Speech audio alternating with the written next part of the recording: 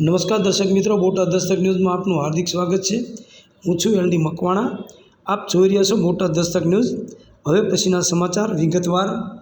સાયલામાં ગેરકાયદે હથિયાર ધારકો પકડાયા। એસઓજી શાખાએ 2 શખ્સો પાસેથી પિસ્તોલ કબજે કરી। આર્મ્સ એક્ટ હેઠળ કાર્યવાહી। સુરેન્દ્રનગર જિલ્લાના સાયલા વિસ્તારમાં પોલીસે ગેરકાયદેસર હથિયાર રાખનારા 2 શખ્સોની ધરપકડ કરી છે।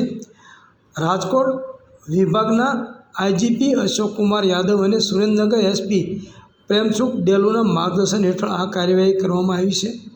એસઓજી શાખાના પીઆઈ BH સિંગરખિયાની ટીમને પેટ્રોલિંગ દરમિયાન બાતમી મળી હતી કે બાતમીના આધારે સાયલાના હડાળા ગામના વિપુલ કુકવા ઉંમર વર્ષ 32ની અંગ ઝડપી લેવામાં આવી। તેમની પાસેથી 20,000 રૂપિયાની કિંમતની પિસ્તોલ મળી આવી હતી। પૂછપરછમાં જાણવા મળ્યું કે આ પિસ્તોલ રાયમલભાઈ ભૂપતભાઈ ખમાણી પાસેથી મેળવવામાં આવી હતી। રાયમલભાઈ મૂળ શાપર ગામના છે અને હાલ ચોટીલામાં હરિધામ સોસાયટી સામે કૃષ્ણ સોસાયટીમાં રહે છે। પોલીસે બંને આરોપી વિરુદ્ધ સાયલા પોલીસ સ્ટેશનમાં આર્મ્સ એક્ટની કલમ 25(1)A અને 25(1)B હેઠળ ગુનો નોંધ્યો છે।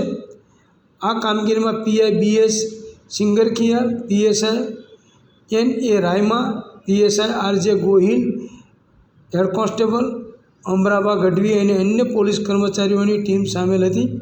Botad Dastak news, LD Makwana, Botad.